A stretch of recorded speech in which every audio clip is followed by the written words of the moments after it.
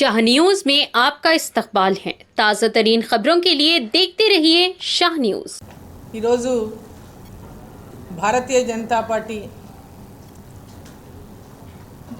కార్యకర్తలే కాకుండా భారతీయ జనతా పార్టీ అభిమానులు, ఈ దేశ భక్తులు, దేశ అభివృద్ధిని కోరుకునే వాళ్ళు పెద్ద ఎత్తున ఢిల్లీలో భారతీయ జనతా పార్టీ యొక్క గొప్ప విజయాన్ని, చారిత్రాత్మకమైనటువంటి విజయాన్ని ప్రతి ఒక్కరు కూడా ఇళ్లలో ఒక పండుగలాగా జరుపుకున్నారు. నిన్న భారతీయ జనతా పార్టీ విజయం ఢిల్లీలో ఒక గొప్ప విజయం. భారతీయ జనతా పార్టీ 2014లో అధికారంలో వచ్చిన నాటి నుంచి కూడా ఢిల్లీలో జరిగినటువంటి ఎన్నికల్లో అక్కడ నూతనంగా అప్పుడు పార్టీని స్థాపించినటువంటి ఆ పార్టీ గత 10 సంవత్సరాలుగా అధికారంలో ఉండడం, ఢిల్లీ ప్రజలకు అనేక రకాలుగా ఫ్రీ బీస్ ప్రకటించి అభివృద్ధిని మొత్తం కూడా అటకెక్కించి తుంగలో దొక్కినటువంటి వైనానికి ఏదైతే చీపురు గుర్తుతో ఆయన అధికారంలోకి వచ్చిండో అదే చీపురు గుర్తుతో మొత్తం ఢిల్లీలో కేజ్రీవాల్ని ఊడ్చేసిండు. కేజ్రీవాల్ యొక్క అవినీతిని, కేజ్రీవాల్ యొక్క అబద్ధాలను, లిక్కర్ స్కామ్లో ఎవరెవరైతే లిక్కర్ స్కామ్లో కేసులు ఎదుర్కొంటున్నారో, ఆరోపణలు ఎదుర్కొంటున్నారో, జైలుకు పోయి వచ్చిందో వాళ్ళందరూ కూడా ఇవాళ ఢిల్లీలో ఓడిపోయినారు. ఎన్నికలు జరుగుతున్నటువంటి ఒక్కొక్క రాష్ట్రంలో కాంగ్రెస్ పార్టీని ప్రజలు విశ్వసించడం లేదు అని చెప్పడానికి ఇంతకంటే గొప్ప సాక్ష్యం ఇంకా అవసరం లేదు. ఢిల్లీలో ఒకప్పుడు అధికారంలో ఉన్నటువంటి కాంగ్రెస్ పార్టీ మూడు సార్లు వరుసగా షీలా దీక్షిత్ గారు ముఖ్యమంత్రిగా ఉండి ఢిల్లీలో ఉన్నటువంటి కాంగ్రెస్ పార్టీ ఇవాళ ప్రజల లోపల పూర్తిగా విశ్వాసాన్ని కోల్పోయింది.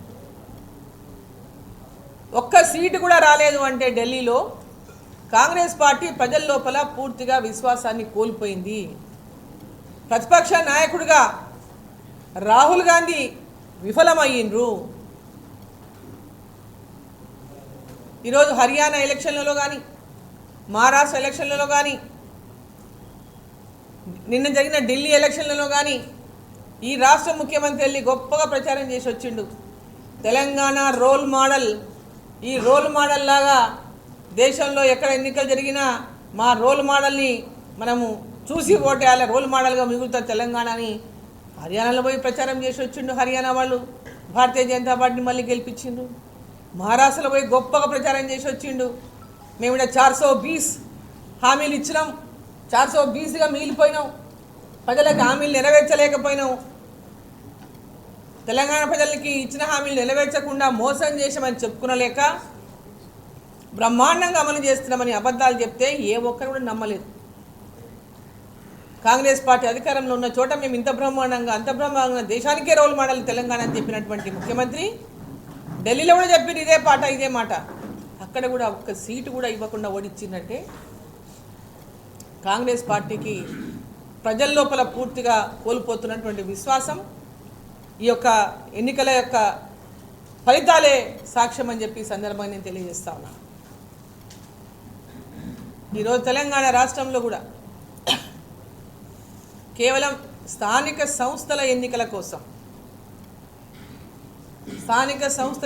కోసం కాగితాల మీద రాతలు, కొననాల్క మీద హామీలు, రోజు ఒక మాట చెప్పుకుంటూ తిరుగుతున్నారు తప్ప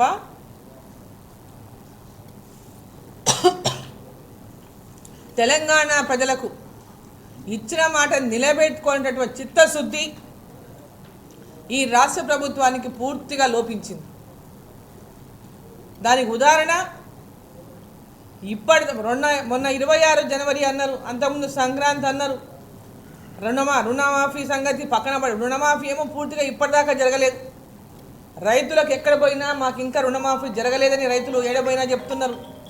రుణమాఫీని పూర్తి శాతం ఇప్పటిదాకా అమలు చేయలేదు ఈ రాష్ట్ర ప్రభుత్వం. ఆ హామీలో విఫలమైండ్రు. రుణమాఫీ హామీని కూడా ఈ రాష్ట్ర ప్రభుత్వం అమలు చేయడంలో విఫలమైంది. రైతు భరోసా హామీని అమలు చేయడంలో కూడా రాష్ట్ర ప్రభుత్వం విఫలమైంది.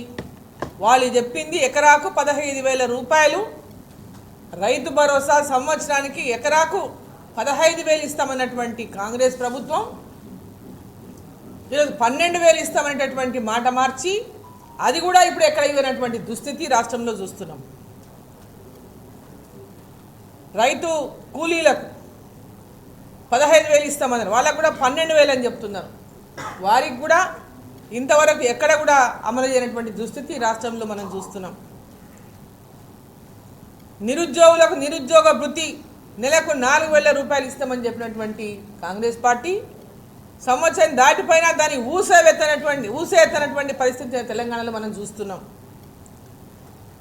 గృహలక్ష్మి పేరిట ఇండ్లు ఇస్తామని చెప్పిండు, ఇందిరమ్మ ఇండ్లని 5 లక్షల రూపాయలతో ఇల్లు కడతామని సంవత్సరం దాటిపోయింది. ఇంకా దరఖాస్తులు తీసుకునే దాంట్లోనే ఉన్నారు. ఇప్పటిదాకా కూడా ఎక్కడ కూడా ఇల్లు ఒక్కటి కూడా ప్రారంభం కాలేదు.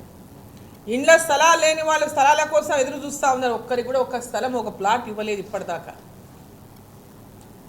ఈరోజు ఇందిరమ్మ ఇల్లు అని పేరు పెట్టుకొని ప్రధానమంత్రి ఆవాస్ యోజన నిధులు ఆ ఇందిరమ్మ ఇంటికి కనుక వాళ్ళు జత చేస్తాము అంటే ఎట్టి పరిస్థితుల్లో దానికి నిధులు వచ్చే పరిస్థితి ఉండదు.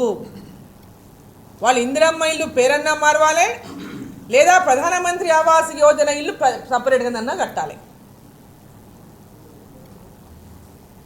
కేంద్ర ప్రభుత్వం డబ్బులు తీసుకుంటాము, మేము ఇల్లు కడతాము, పేరు మాత్రం ఇందిరమ్మ పెడతాము అంటే ఎవరు కూడా ఒప్పుకోవడానికి సిద్ధంగా లేరు.